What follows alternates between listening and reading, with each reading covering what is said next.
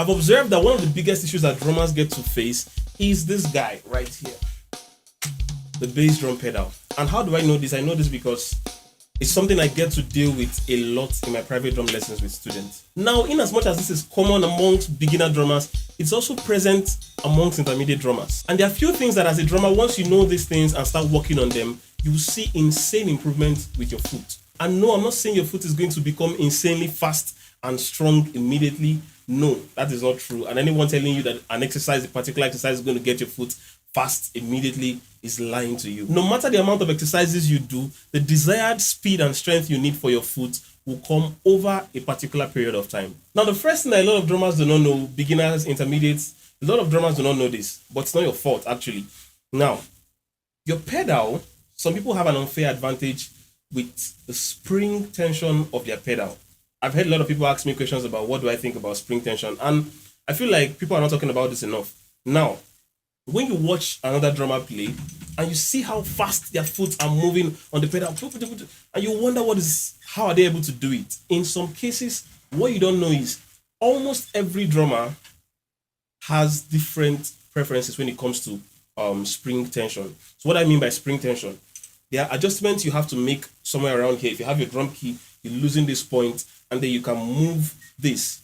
You get it a little bit closer, or you push it further away, or you tighten this. You're losing this. The more you tighten this place, it makes it harder. You can just play around with your pedal and find out the exact tension that you feel like it's best for you. So what I'm doing here is I'm loosening this screw so that my beater can move freely. If you notice, the beater is now moving freely. So I try to get it to a particular point where the distance is appropriate, where I want it to be from the bass drum and also from my foot. So I tighten it. So at this point, it seems to be a little bit further back than I want it to be. So I have to move it forward a little bit and tighten it to make sure it's now free. So here you see two screws beneath the spring with something demarcating the both of them. So what happens here is the one above, if you loosen it, it lets you to now move the one beneath up. And when you move that one beneath, it begins to make the tension of that spring harder. So it makes your pedal a little bit harder to play. But you need to find a very good blend between it being really hard and it being soft. So you have to play around this part and find what works best for you. Make sure it's not too hard, at the same time make sure it's not too soft. But you need to make sure your pedal can still move very freely. Reason being, and make sure it can still move further back like this. Reason being, so you can hit your dynamics properly. Do you understand? So when I said, I meant what I was saying earlier. A lot of drummers have an unfair advantage. Some drummers have taken their time and they've understood how this pedal board, this whole spring tension works, and they configure theirs in a manner that lets them play very freely. I can give you all the exercises in this live, but if you don't know how to set your pedal tension properly, your spring tension properly, and find what works well for you, you would find yourself struggling. Do you get? I know there are cases where you have to go to certain places and you have to manage what they have. But first of all, make sure you've known how to do it. If you get somewhere, you can quickly adjust if they allow you. You can quickly adjust the pedal tension. Do you get? Now, the other part of your drumming, you can now use exercises to fix your speed. But this will give you an unfair advantage. Trust me. So have fun, play around with your pedal board, and you'll be surprised how much better, how much quicker you can be with your pedal by just making these few changes. Now that we've gotten that out of the way, the next part where drummers dig a hole for themselves is in foot technique. And this is common among beginner drummers and some intermediate drummers. I understand the curiosity that lies in you trying to find out what technique is the best. And I've found some people get into a state of, something that's called analysis paralysis, where you are analyzing so much and you don't achieve anything. You're trying to find out, is it the slide technique that is the best? Is it heel toe? Is it? And they try to check all their favorite drummers online and they see, okay, these people are using slide, and they stop using the one they're using and always get into a state of confusion. My advice to you is try to stick to a particular one. You've heard me on the channel talk about my technique. I don't make use of the slide. But if you go out there, you see a lot of drummers playing the slide technique. Do you understand? I've taken my time at some point, tried to learn it, but it's not what I want to keep using. But some drummers are stuck simply because they want to learn the slide. I'm not saying it's bad to learn it. Learn it. But when it's time to actually start performing, when you're playing on stage, you won't be using all those techniques. There will be something that you need to have as your go-to technique, what you don't even need to think of. Imagine you're playing and then you have to think, okay, I want to use the slide now. I want to use the heel toe. I want to use the one that Touch Stick showed me. No. So whenever I'm playing, I don't have to think of technique. Do you understand? I've learned a lot of them, but I've chosen the one that works for me. So beginner drummers, intermediate drummers, this is specifically for you guys. Stop seeking for the best technique. Trust me, I've seen people achieve incredible results with different techniques. Do you understand? So find the one that works best for you, stick to it, and just close your eyes to what other techniques other people are using. Do you understand? Now, the next thing I've noticed that is a bad habit that lots of drummers do with their pedal is taking their foot off the pedal board unnecessarily. Like you're playing and then you're trying to.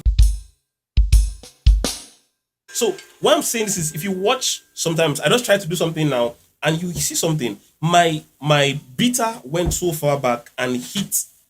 You see, because I'm trying to. And I've noticed this sometimes. Some drummers complain that they play and when they're trying to play, their beater is hitting their leg. I've gotten this question from some students. And I say it's because you're trying to take your leg off the pedal board. So your leg should be literally almost magneted to the pedal board. See.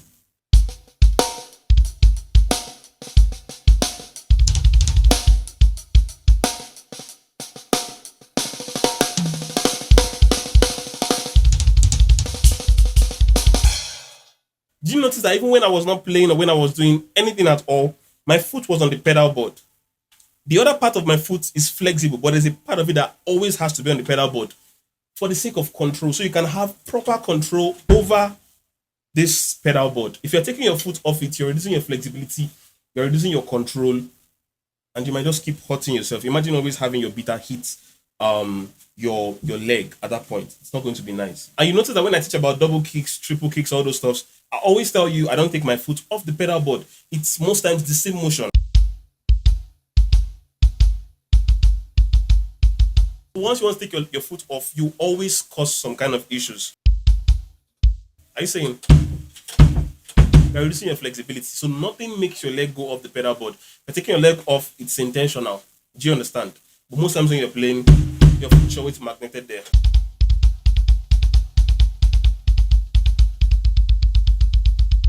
Now, the next thing a lot of drummers need to work on is to have the understanding that the kick is the heartbeat of the music. Just the same way you are right now, you can listen and hear your heartbeat. That's how the kick is to the whole music. So the issue I found out sometimes is some drummers get absent-minded when they're playing and they tend to just let the volume of their kick vary. Do you understand what I'm saying? Now, this is not due to dynamics. It's because maybe they feel tired, and then when they feel tired, they feel like they can just reduce the pulse of their kick, reduce the energy. If you want to keep your kick at a particular energy, you have to maintain it. Except you're playing a kind of music that lets you, play around with volumes and dynamics. Have that consciousness that your kick is the heartbeat. It's what gives the music the pulse. It's the reason why people can dance. Do you understand? So once you have that mindset, it changes everything.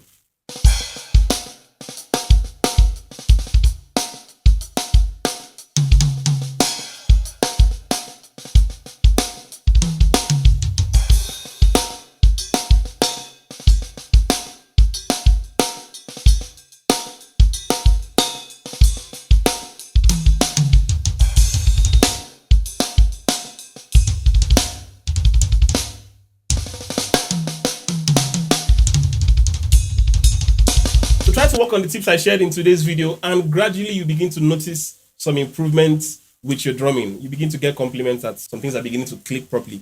And if you enjoyed this video, please smash that like button, drop a comment, and I'll see you in the very next video. Peace, guys.